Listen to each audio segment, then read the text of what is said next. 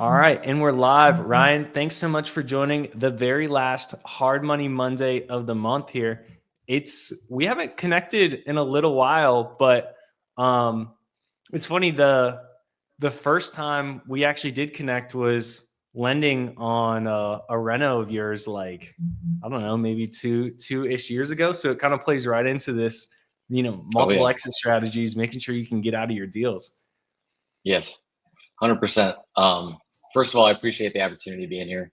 I'm really excited to try to provide some value to your community. And yeah, that was a unique deal. I think we should probably touch on that because that honestly was a big pivot in my business. That was like the deal where every guru and everyone on social media is like, you got to have multiple exit strategies. That's the only way you can like really increase revenue outside of doing more deals. And so I jumped into that flip, jumped into a bunch of rental properties, and then everything went south. It was terrible. That was like the worst deal of my career in the moment, but I learned so much from it, built a lot of new relationships, and it's honestly kind of transformed my business to where I am today. So I think that's why like today's topic is pretty unique. Yeah, yeah, especially because I think that there's actually a lot more exits than people think.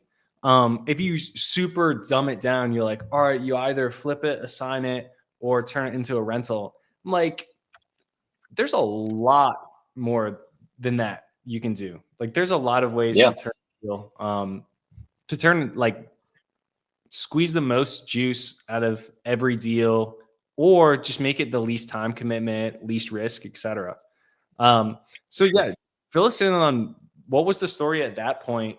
Because you at 2022, how long have you been wholesaling and been in real estate at that point? It was just shy of a year when we connected and you lent the money on that deal. And so it was just shy of a year, maybe like 8 to 10 months when I bought that Gotcha. first property.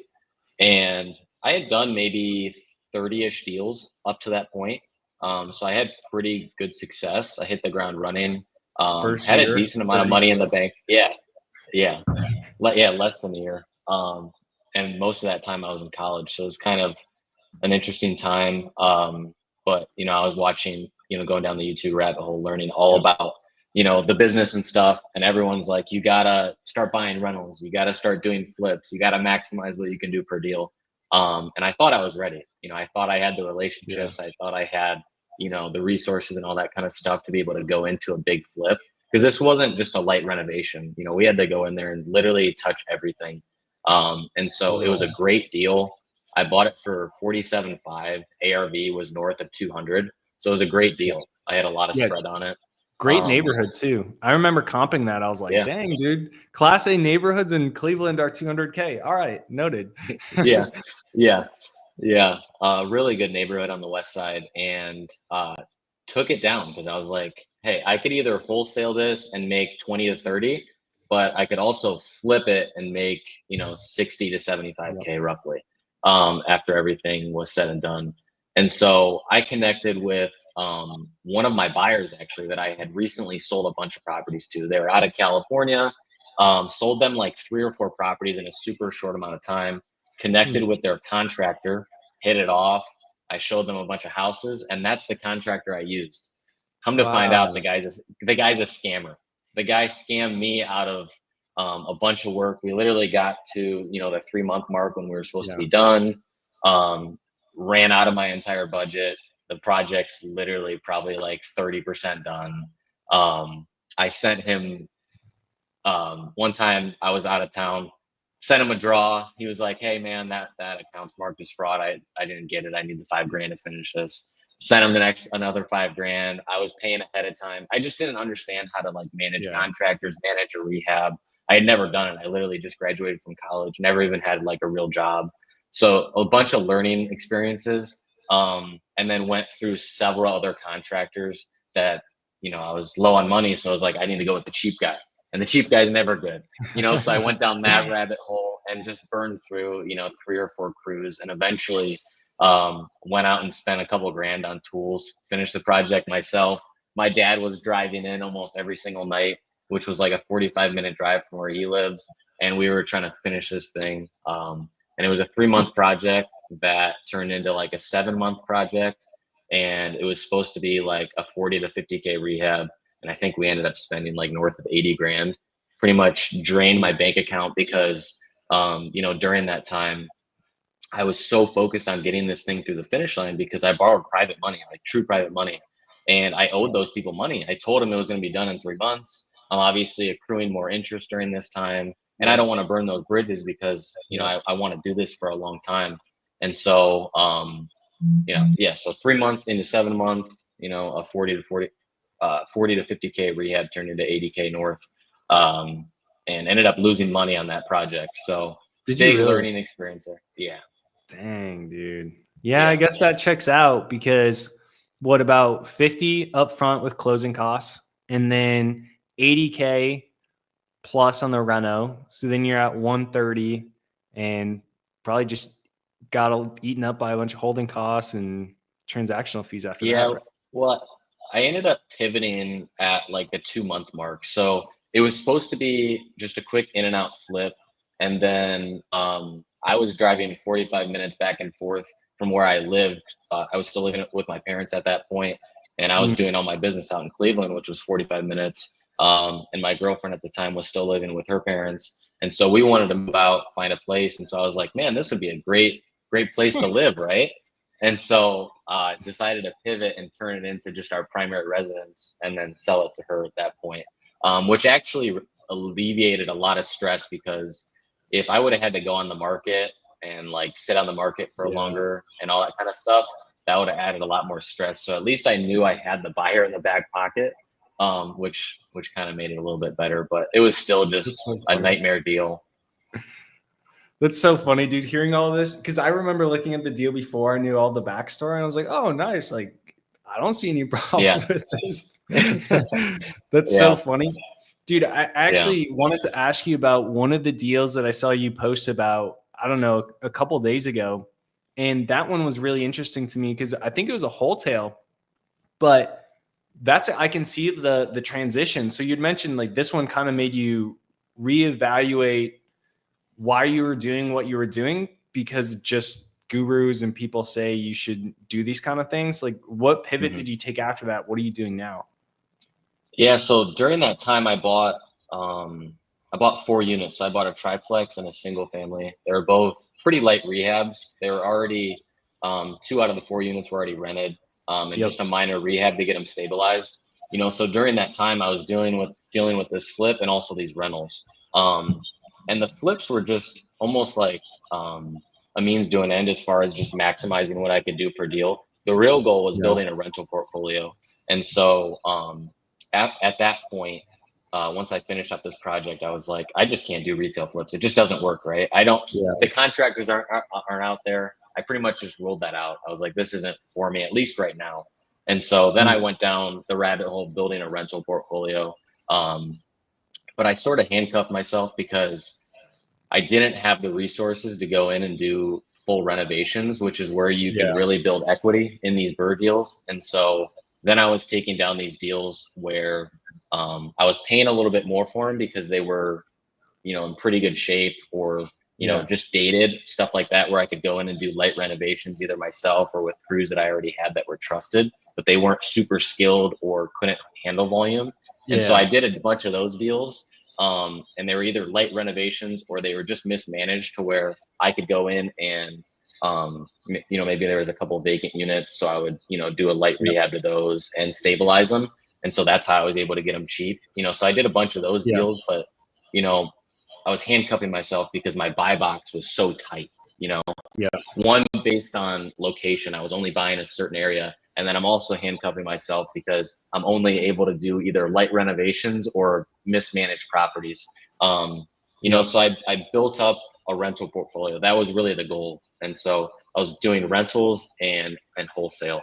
So my active income was really through the wholesaling, and then I was Yep. trying to put everything I could into the rental portfolio. Um, and that's great for some people, but it it just wasn't for me. I had a few mentors that they weren't paid mentors, but just people that have been through Yeah. it in the business for 30 years. They've done every different exit strategy and been through the ringer. And, one in particular was Joe Lieber. He's a big player in this market. And he, at one point had 300 units. He's done thousands of flips. He lends money, that kind of stuff. And he's like, dude, rentals don't work. He's lending on my projects and stuff. He's like, rentals don't work. And I'm, doing burrs on all these projects. And he's like, dude, they don't work. I guarantee if you really look at your numbers, they won't work. I guarantee if you took your equity and go into full-time fix and flip, wholetailing, build up your wholesale business, I guarantee you'll be at a point where you'll do more than what your rental portfolio could provide, or once it's paid off. And so that was last August when I started to make this pivot. And so started to do deals all throughout Northeast Ohio versus just the West Side. I really handcuffed myself there, not only in my rental portfolio, but also wholesaling and stuff like that. I was really only doing direct to seller marketing on the West Side, whereas there's a lot of opportunity everywhere for that. But I just only knew the West Side. So I expanded what percentage of stuff were you like? It was your own direct to seller stuff. Like, were you shopping for stuff on the MLS? Everything. So any of your rentals stuff. Yeah, everything was direct to seller. I've never, up to this day, I've never bought a property off the MLS.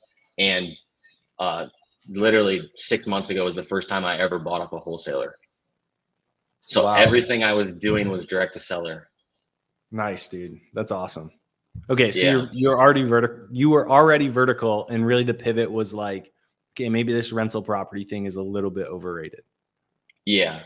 I was at the point where like I knew how to find a deal. I knew how to underwrite it. I just didn't have the resources to actually execute on like fix and flips and stuff like that. But I also didn't have the capital and also the guts to go in there and take some of these down and wholetail them and stuff like that. Especially like outside of like my main territory on the West Side. Like I wasn't doing deals on the East Side, which is where like a lot of people do. I mean, there's a ton of distress over there, so you can do a lot of volume, but it's a little bit rougher neighborhood. I was just thinking about it. I was like, guts to do deals in other neighborhoods, and I was like, oh wait, this is Cleveland. Okay, that's fair. Yeah, that's very fair. Yeah, it's a different ball game over there for sure. And so he kind of influenced me to at least start to think about selling the rental portfolio and using that equity to self fund more things. And started to do deals with him. I had never bought a property with anyone. I've always been like the sole owner on stuff. And so started to buy some stuff with him, just flips or wholesales. And then another person in my market that I had done a bunch of deals with, he does stuff primarily on the East Side as a turnkey operator. And so I started to partner with on stuff with him where like I would normally wholesale it and maybe make 5 to 10 grand. I would take it down with him. I'd bring the deal. I'd bring half the money. And then, we'd end up splitting like 30 grand, so I'd pretty much double or triple what I could do wholesaling. And I didn't really have to do anything other than bring half the money. And the cost per deal over there is pretty cheap. So it didn't require a lot of capital. Right. And so this was kind of the turning point for me where like I started to dabble in different exit strategies. And it was a slow start because it was really scary. One, I'd never bought properties with other people. And two, I had never really self-funded deals. Like I've always borrowed money, but it's different when you got your own skin in the game. Like I had put the down payments or, points down and stuff like that, but fully funding a 50K or 100K project, that takes a lot of guts, especially if it's not in an area that you normally operate in or an exit strategy that you normally are, doing. So this was a big pivot for me, but it's honestly exploded my business to where, this year alone, I'm going to pretty much 4 or 5X what I did last year. Crazy, dude. That's congratulations for one. That's awesome. Yeah, for sure. I appreciate it. So where are you at now with like, so you did end up selling off all your rentals, or you're in the process of doing that? What's your standpoint? Because I have my thoughts on rentals. I'm in the process right now. So I've liquidated most of the portfolio. I still have a few single families left, and I'm gonna probably wait until the new year just for tax purposes because I'm gonna have a big tax liability this year. So waiting to sell those off to completely get out of the rental game. So I do have a few left. but I do plan on selling those off here after the new year. Dude, let me ask you, when you sell them off, why not just sell them on lease options, bro? It's a thought, but the whole goal was to have the net equity up front so I can Yeah. go in and self fund these projects, because everything up until this point I was borrowing money. And so Yeah. like a lot of these west side retail flips that I'm doing, the margins are thin. A lot of people are like, yeah, we're making 30, 40, 50K a flip. That's absolute BS. Yeah, I dude. can People don't guarantee do that that in Tampa. they're lying, and especially because I know these people are borrowing money, and so I'm Yeah. making like 10 to 20K. I'm direct to seller. Wow. I'm borrowing money at a very good rate, so the margins are super thin. It's just not worth it. Whereas like these wholesales require a lot less capital. I can do it on the same deals I would do a retail flip, and I'm averaging 35K profit. So I'm Yeah, that's literally insane. doubling my money with way less risk, way quicker turnaround time. I don't need the resources as far as going in and doing a full renovation, so I can do more volume, Yep. because I had like one or two good crews, but I could only do like 3 flips at a time. So like Yep. it wasn't super scalable. Now obviously you can find more crews, but this is a much more scalable Right. option because Then you get all I to need is manage deals more and money. crews. Yeah. Yeah, Yeah. So it's on just these more work. wholesales, it's basically, if I'm understanding you correctly, it's like, okay, I have my rental portfolio here. If I actually deep dive into the numbers, I'm not really making that much because there's vacancy. Even when there's not vacancy, I have to plan on redoing the roof and have to plan on redoing the siding, and then a pipe burst one year, all this stuff that adds up. And you're like, okay, so here I am making probably single digit returns if you ignore tax benefits. While on the other hand, I'm paying, X percent total for money on these flips that I'm doing. Plus I'm paying points, plus there's processing fees. Plus they're going to make me do stuff maybe I don't want to do, like get a survey or all this other crap. And it costs a lot of time because getting a loan at any point is just like, you have to work with the lender through due diligence. And you're like, why don't I just get rid of this so I can get rid of having to borrow money over here? And now I'm just effectively like, quote unquote, lending to myself, which I mean, you kind of are doing, Yeah, which makes a lot of sense to me. I personally, man, I think that rentals are good for depreciation. And beyond that, I don't really think there's a lot to love. Across like any asset class, they're probably one of the worst cash flowing assets that exists, maybe yeah, the worst.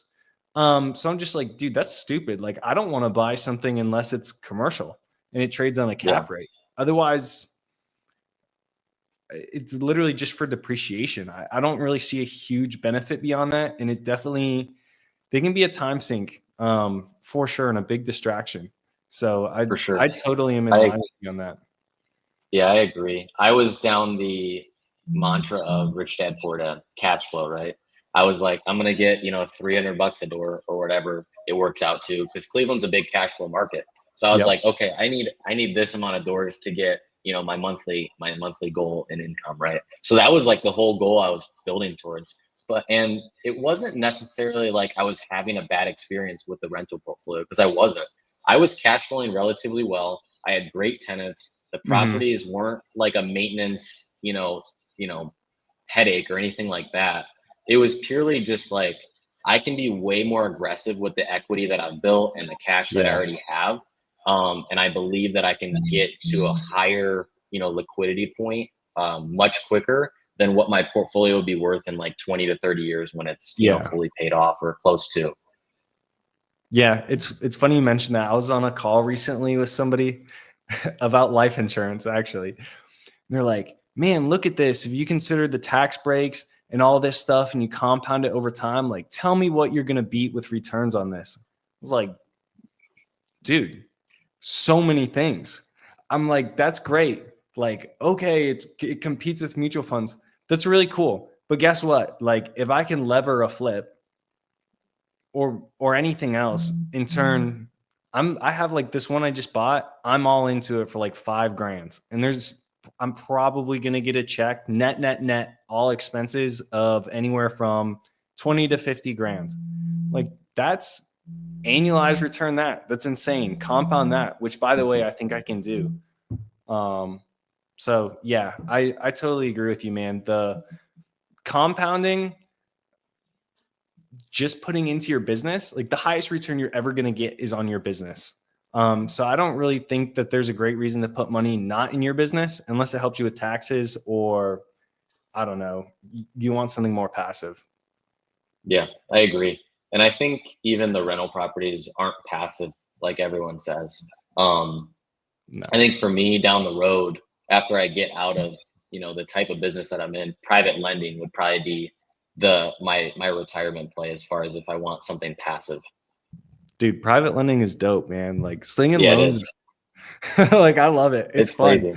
And then if you do it actually privately, it's like you can decide to do crazy things if you want. I will say one thing I noticed from private lenders is they're like, I can't lose money. It's first position. And then you see some pretty reckless stuff, or, like things that, like for me, for instance, this affected a buddy of mine who's a private lender. Like, hey, it's a meets and bounds legal description property, and they didn't require a survey. Well, now on the backside, there's an easement, and his buyer can't sell the property. That really Mm. sucks. Probably get his money out somehow, some way, but it's like that's just if you're a lender who's been in it, like that's common sense. You just do that. So that kind of stuff you have to learn, but it's also like if you're hanging out with people who do that, there you go. There's your Yeah. education. So Yeah. I'm curious, man. With right now, the full focus is on like basically reinvesting into your business so you can self fund more and more of these wholesales. Just as far as like time and profit, it makes the most amount of sense. It's very vertical with how your business operates already. What do you like? What do you see that turning into like 2 to 3 years from now? Um, Man, I'm doing a bunch of different things. It's not even just wholesaling. Wholesaling is definitely my highest ROI exit strategy right now. So I'm still doing a little bit of the retail flips, but it's just got to make sense for me. It's got to have enough meat on the bone to where it's worth me taking that down and going in there and investing 50 grand or Yeah. whatever in 3 months of time. So I am still doing retail flips. It's just got to make sense. I'm still doing wholesaling, obviously, but it's those ones where okay, I could wholesale and make $7,500, or I could take it down and make 10. Like obviously, Yeah. I'm just gonna wholesale that and make the $7,500 or whatever it might be. So if it's really tight, I'm wholesaling it. Um, the ones where they have a lot of meat on the bone, but not enough to where I want to do the retail flip, those are the ones that I'm going in and doing a wholesale. Mm. And and the wholesales are kind of like a combination. Like I did one recently in like a good west side pocket, and it was really good shape. Like it already had vinyl siding, vinyl windows, new roof, 5 inch, Nice. brand new gutters. Driveway was good, garage was good, and inside it was honestly didn't really need much. I literally finished the basement and did a fresh coat of paint. I spent like 10 grand, and we ended up splitting 25 grand on that. So Yeah, that's awesome. there's wholesaling like that, but also like a majority of the wholesaling that I'm doing are like value add opportunities to where Yep. they're similar to a wholesale deal, but I'm taking them down, taking title, and probably doing a clean out on them, cleaning up Yeah. the landscaping, maybe throwing carpet down or something like that. Very minimal work. I'm spending about 5 grand on average on those, Yeah. and those are the ones where I'm having the most success right now. And I like those. But then I'm also doing a couple different things right now, like I mentioned before with those two other operators. Yeah. Um, so some of them are too tight um, for me to take down, especially if I have to list them on the market with like realtor fees and closing costs and stuff. Yeah. And some require too much capital to where I don't want to put a big chunk of my capital into those projects. So I'll take those down with one of my buddies who has a bunch of capital, and I'll bring the deal. He brings the money. We'll split Yep. it 50-50. He's got a brokerage, so we can pretty much mitigate the listing side as far as commissions. Nice. He pays a flat fee to one of his agents because he does over 100 deals a year with her, and so it's 750 to her, so super minimal. And Dang, dude. and so on really tight ones like that, where like I otherwise wouldn't be able to make money, I can go in with him and still make money. So like Yeah. the one I posted yesterday in Parma Heights, I did that with him. So it was a Nice. deal that like I pretty much couldn't have made money on if I did it myself, but we ended up taking it down and we split 21 grand in That's five awesome. weeks. So, um, and I got that one from a wholesaler actually.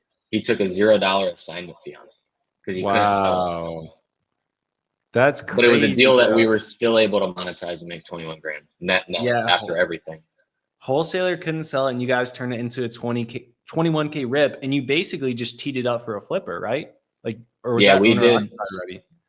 So it was owner occupied, and the guy was pretty much getting like 3,500 bucks at closing. So it was like super minimal. He had like liens Yeah. and mortgages, and he already had a place lined up where he was going to move, but he needed those proceeds to get like a U-Haul Yeah. truck and put the Yep. deposit down on the place. And so we did an escrow holdback for 2 weeks. We Escrow held holdback that. of $1,000. Yeah, literally. Well, it was, I mean, for him, it was a lot of money. And so Right. we actually held back the whole $3,500. So he was going to get no proceeds until he moved. Wow. Because he borrowed money from like a friend to get the move done. Um, Yeah. and like the rest of the money in his account. But obviously, the $3,500 from the proceeds was going to recoup his money from the Yep. move. So he was incentivized to move. So we needed some sort of leverage. So it was like 2 weeks for him to get out. And once we got in there, we bought it totally sight unseen. We didn't do an initial walkthrough or anything. This place Wow. was absolutely disgusting.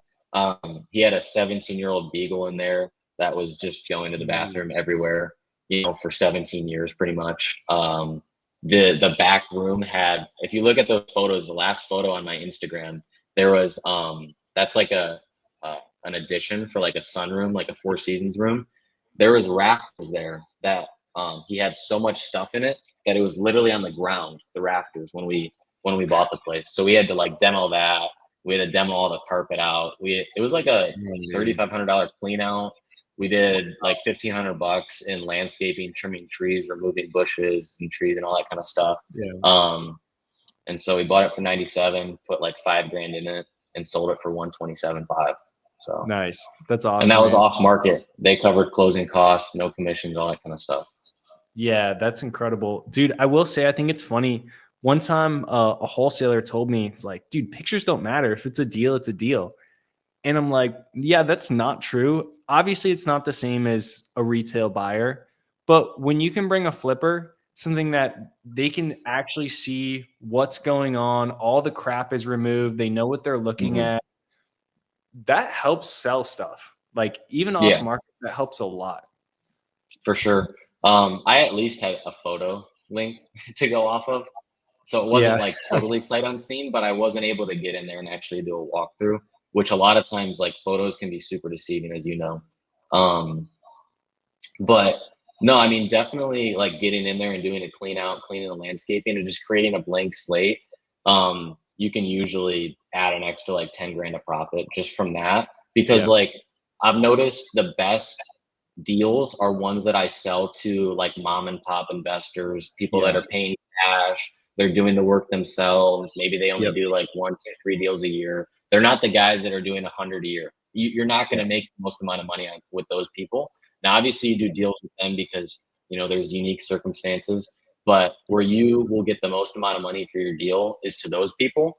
But they're not as experienced. They don't have the guts like some of these guys that are Yep. doing insane volume. So you have to create a blank slate for them, and so they can kind of picture the final product. So that's like the big thing with these wholesales. Yeah, yeah. No, that's really good advice, man. And we're coming up on time as well. So I guess for all the folks that are listening in and maybe they're only doing one thing right now, maybe they're only flipping, maybe they're only wholesaling. I guess what would be your number one piece of advice for considering opening up exit strategies for different deals that fit different boxes? I would say definitely don't rush into it because it can totally destroy your business. I've gone down that road, so like you want to make sure you're ready from both like your bank account standpoint, like you have the money to withstand it, but also like you have the resources in place. I would say like the best step to move forward on that would be like a baby step would be, okay, if you're wholesaling right now and you have a good buyer that you could partner with on a deal instead of just wholesaling, say, hey, I'll bring the deal, you can just buy it from me for what I have it under contract at. and then you can give me 25% or 50%. You can kind of learn from how they handle that Yeah. deal and operate it. And that would be a kind of a good way to get into it. And then as you guys do more deals, maybe you get a 50-50 cut instead of just 25%, but you still end up making more than if you just assigned it. And also you get a bunch of learning experience without the Yeah. added risk. I would say partnering with people in your local market would be probably the best, like, smart move Yeah. instead of just going out and doing it yourself. And then once you kind of have the experience and the capital to do it, then go out and do it yourself. Just make sure, you're underwriting it properly and have the right, resources in place. Boom. Love it, man. Well, thank you so much for hopping on. All your wisdom. It's honestly nice talking to you too, because it's been a little Yeah. while. So yeah, thanks for joining, man. It was a pleasure having you, and that wraps up this week's episode of Hard Money Monday. Awesome. Thanks, man. I appreciate the opportunity. Of course, bro.